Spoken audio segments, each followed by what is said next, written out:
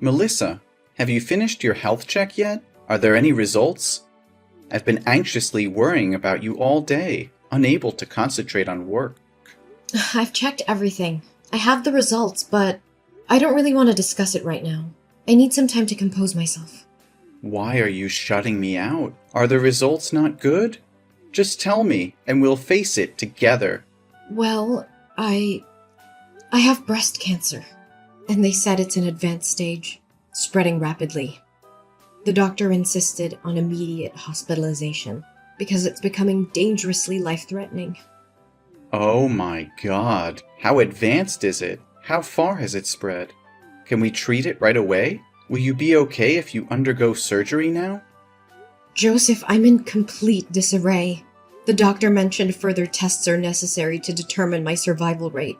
If you want to leave now, then go ahead. I'll sign the divorce papers. If you keep hesitating, I fear I won't find the strength to leave you later. What are you saying? Why would I abandon you? Don't tell me it's too late to save you.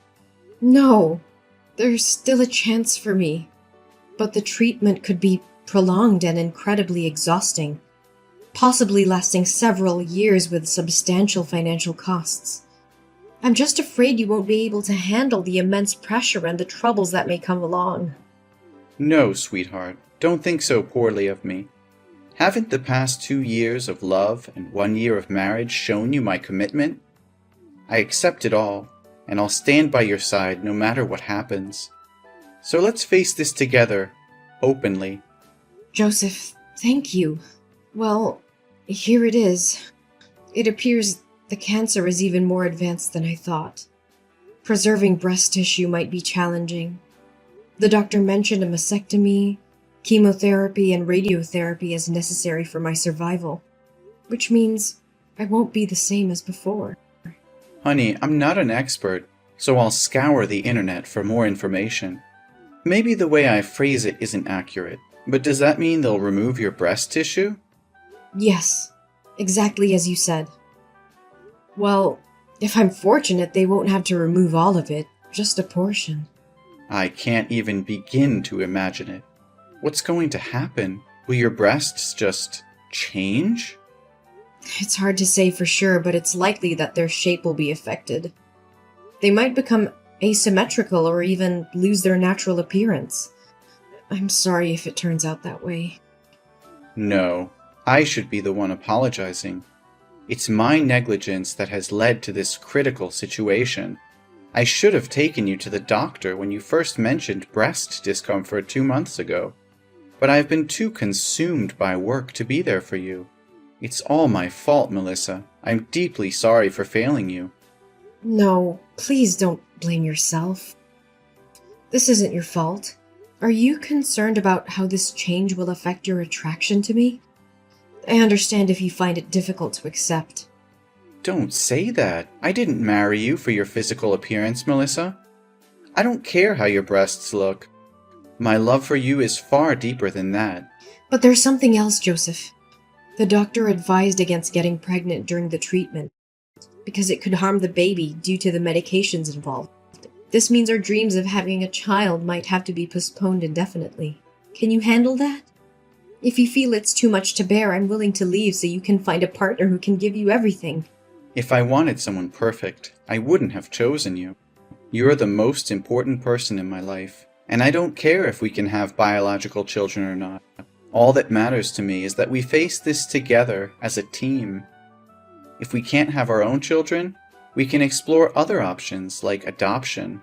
Our love can still create a beautiful family. Joseph, your unwavering love gives me strength. Thank you for being by my side. Now I can face the upcoming surgery with newfound courage. And knowing you're not alone makes me feel stronger too.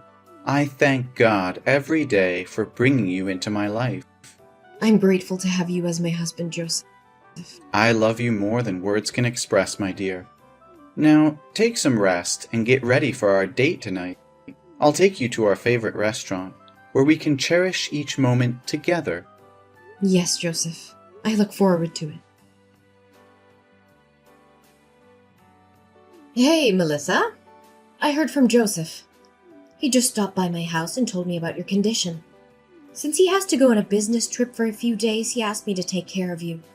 Do you really have breast cancer? Why didn't you tell me anything? Oh, hi, Mom. Lately, I've been feeling tired and busy with all the medical appointments and preparations for my surgery, so I haven't had a chance to inform anyone. Besides, it's not something I want to share as good news. You don't sound like yourself. I can sense your nervousness, sadness, and sensitivity. Does this mean your condition is severe? Well, if we want to be optimistic, I can say it's not too bad, but it's also not great. Surgery always carries risks, and the thought of scalpels in my breasts naturally makes me nervous. They're an important part of my identity as a woman. Really? Sometimes I forget that you're a woman too. You don't behave like a lady, or a good daughter-in-law, especially when you make my son do household chores that should be your responsibility. Mom, what are you talking about? Which chores are specifically assigned to me? In our household, we share the housework equally. Oh, really? But every time I visit your house, I always see my son doing all the household chores. Whenever I come over, it's Joseph who's cooking while you're sitting and relaxing. Or he's folding clothes while you're fast asleep on the bed. You don't fulfill your duties as a wife or a woman in this family. I think if you have surgery to remove your breast, you might as well become a real man. Mom, did you forget that you said you didn't want to eat my cooking anymore? That day I came home from work and rushed to the kitchen to cook dinner. But after you tasted one spoonful, you said the soup was too bland and looked like vomit. To please you, I added salt. But then you said it was as salty as seawater and I ruined the soup. Since then, I've stopped cooking for you. As I said before, both Joseph and I work and we agreed to divide the household chores. Usually I handle laundry, and Joseph takes care of ironing and folding. Sometimes appearances can be deceiving. Those tasks are typically meant for women, but I can't force my husband to do them. My son is exhausted from work, and you still make him do more? Mom, it's because you constantly scrutinize and criticize everything that he and I had to move out and live separately. I'm exhausted, and I don't want to continue arguing with you. If you don't have anything else to say, I'll talk to you later. Oh, don't be mad at me. It was just a joke. You shouldn't take it so seriously. But I am genuinely worried about you. Are you referring to the surgery? The doctor has assessed my condition, and the success rate is quite high, so there won't be any major risks to my health. I'll be fine. However, after the surgery, I'll still need to take antibiotics and have regular injections, just to minimize the risk of cancer reoccurring. No, it's not about the surgery. I'm worried about your marriage with my son. You don't have to worry about us, Natalie. Our relationship is still strong, and Joseph loves me unconditionally. There's no reason for your concern.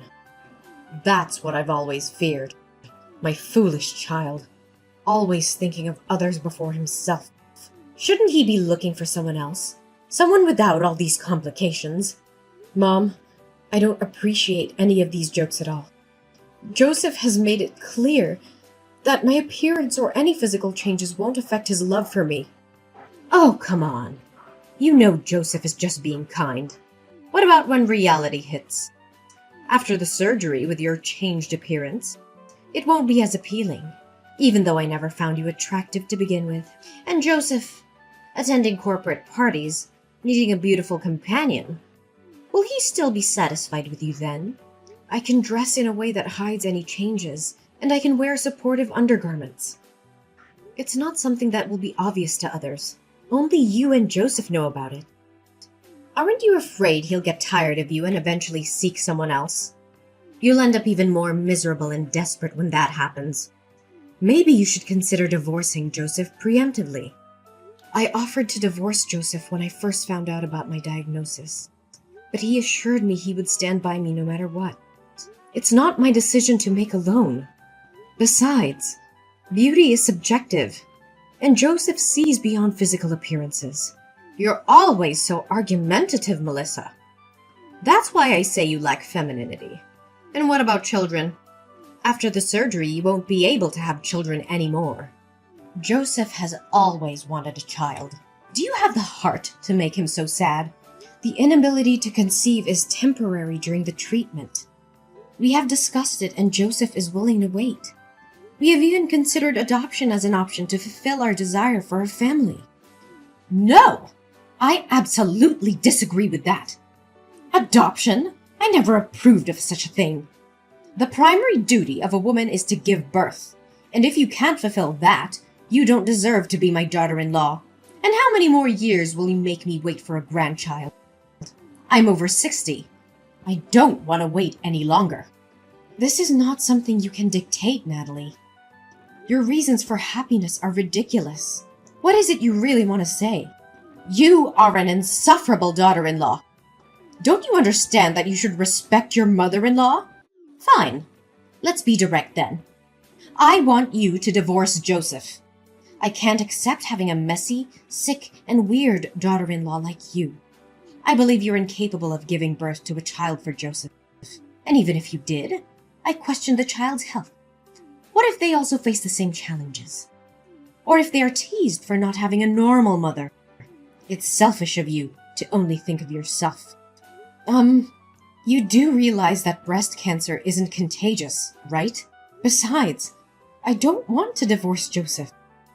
I love him very much, and it seems like Joseph disagrees with your idea as well, doesn't he? If Joseph had agreed, you wouldn't have gone to such great lengths to convince me of anything.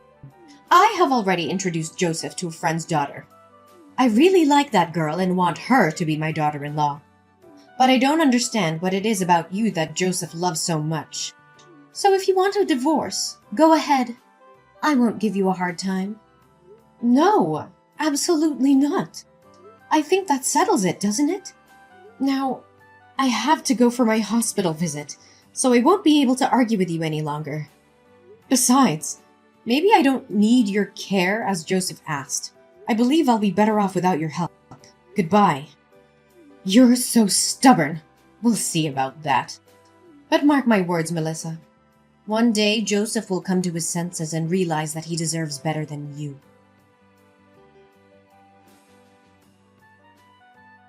Melissa, I've thought long and hard about this, and I can't continue pretending that everything is fine. The very idea of you going through breast surgery disgusts me to the core. I've tried to sympathize with your situation, but I've found comfort in the arms of another woman. She possesses a beauty and allure that surpasses anything you could ever offer. She is fertile and capable of fulfilling my desire for children. I can no longer bear the weight of your burdens. Divorce is the only path for us now, and I insist that you disappear from my life, taking your illness with you. I am devoid of any care or compassion, and I won't spend a single penny on your behalf. Don't text me back. I don't want to talk with you anymore. Leave my house before I return, for you have never been deserving of my love. Melissa, I've returned from my business trip, and I'm about to step into a taxi to head home. Shall we go out to eat together tonight before your hospital visit tomorrow? I miss you so much. How dare you speak to me as if nothing happened? You think a simple date can erase the hurtful and cruel words you uttered? Do you have any idea how utterly devastated and crushed I felt after reading those messages? Don't worry. I've already packed my things and won't take any of your possessions with me. I'm so sorry, Melissa. You must have been very angry with me because I didn't text you these days, right? But you said I said hurtful or heartless words? I'm a bit confused. What? Don't pretend to know anything. Scroll up and reread those horrible texts you sent me this morning. Do you know how desperate and sad I was after I read those lines? Wait a moment. I genuinely don't understand what you're accusing me of. I haven't sent you any texts in the past few days. I didn't even have my phone with me. Don't play innocent with me. The messages I received came from your number. Are you suggesting someone else used your phone to send those heartless messages? I'm telling you the truth, Melissa. I haven't touched my phone until just now. I had to visit my mother's house briefly before heading to the airport, and I accidentally left my phone there. That's why I couldn't contact you. I only just retrieved it a short while ago. So you expect me to believe that you didn't send those vile messages? Yes, Melissa. I swear on everything that I hold dear. You are my world, and I would never stoop so low as to hurt you in any way, even intentionally.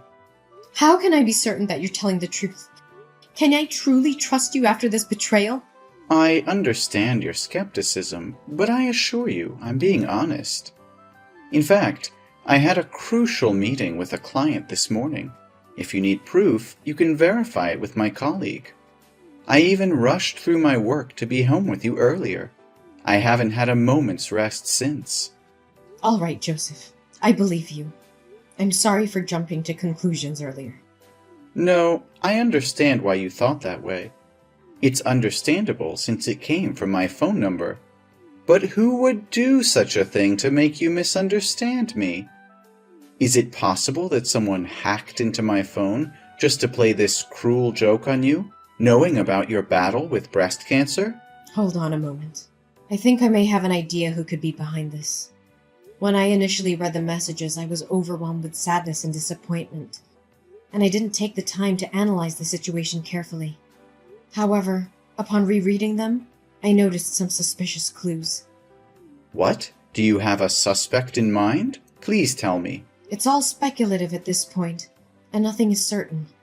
But maybe the truth won't be easy for you. I don't get it. What do you mean? We'll discuss this in more detail once you're home. Mom, let's have a talk. Well, look who's here. How are you holding up? Did the surgery make you even more pathetic? I bet Joseph can't stand the sight of you anymore. It's only a matter of time before he divorces you. No, that's not happening. So spare your concern. Instead of focusing on me, maybe you should take a good hard look at yourself. What are you implying? What's your problem? Oh, don't act innocent. You're the one behind those vile messages from Joseph's phone, aren't you? Oh, those messages. The ones telling you the harsh truth that you'll be nothing but a burden to Joseph after the surgery? Well, whoever sent them, I can't say they're entirely wrong. You've become a liability, and you're deluding yourself if you think otherwise. Joseph has been sacrificing his time and energy, taking care of you day and night at the hospital. Have you ever stopped to think about that? But why should I take the blame for those messages? I understand what you're trying to say, and I'm grateful for everything Joseph has done for me. It's rare to find someone who actually upholds their wedding vows. But let's get back to the point. Did you know that there are advanced software and applications that protect phone data from unauthorized access? What does that have to do with anything? Why are we talking about this now? It has everything to do with this. Joseph left his phone at your house, didn't he? Because of the confidential company information on his phone and the previous security breach? He installed a special security application linked to my phone. So what? I still fail to see your point. Well, this application utilizes facial recognition every time the phone is unlocked. And guess what?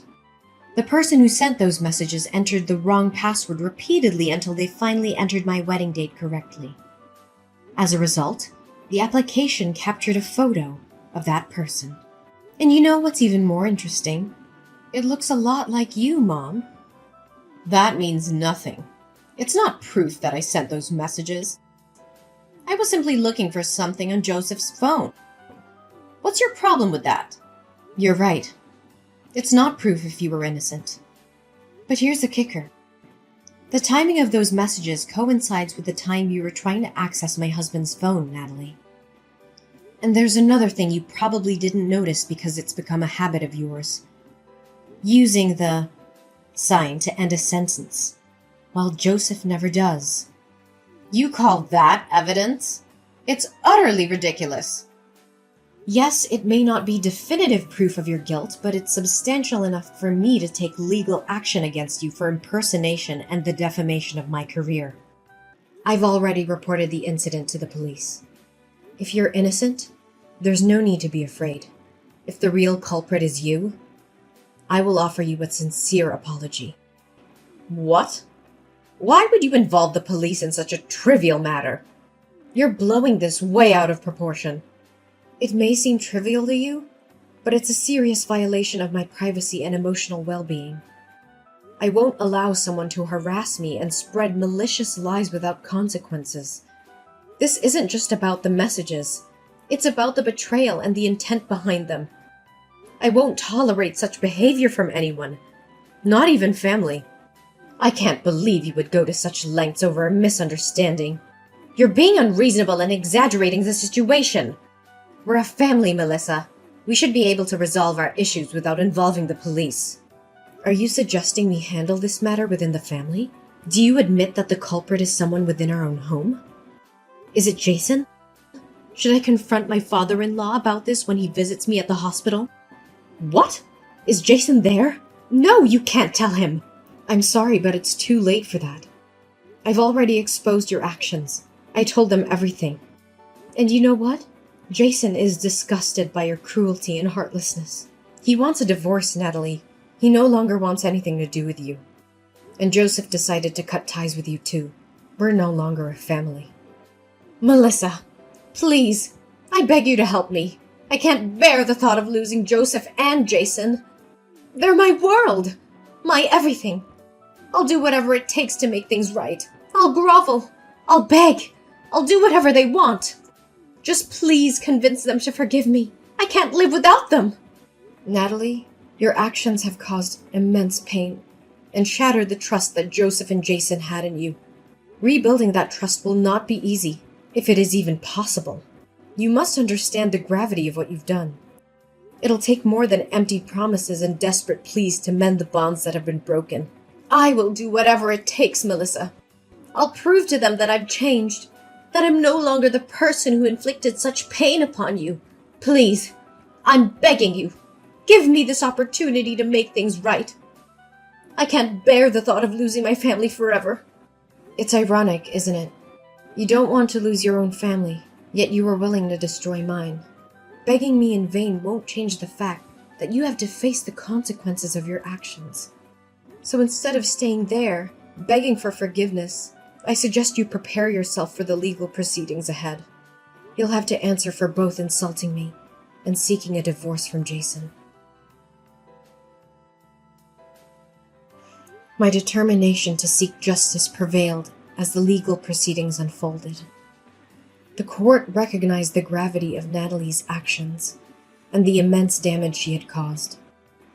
Natalie was ordered to pay substantial compensation for her deceitful behavior, a financial burden that would weigh heavily on her for years to come. Furthermore, the truth about Natalie's manipulation and cruelty came to light, leading to a devastating consequence for her marriage. Jason, deeply hurt by her actions and unable to reconcile with the betrayal, made the difficult decision to end their relationship. Natalie found herself facing not only financial ruin, but also the loss of her family. Joseph, too, could no longer bear the weight of Natalie's deception and the pain she had inflicted upon me. He chose to sever all ties with Natalie, recognizing that her actions were irredeemable and incompatible with a healthy, loving relationship. On the other hand, my resilience and unwavering spirit allowed me to overcome the challenges I faced. As a cancer survivor, I found solace in the love and support of Joseph, who stood by my side throughout the tumultuous ordeal. Together, we created a new chapter in our lives, filled with happiness, growth, and a profound appreciation for the bond we share. My strength and triumph over adversity inspired others facing similar struggles, and I became an advocate for cancer survivors, offering comfort and guidance to those in need. My journey of healing and personal growth served as a beacon of hope for those who face their own battles.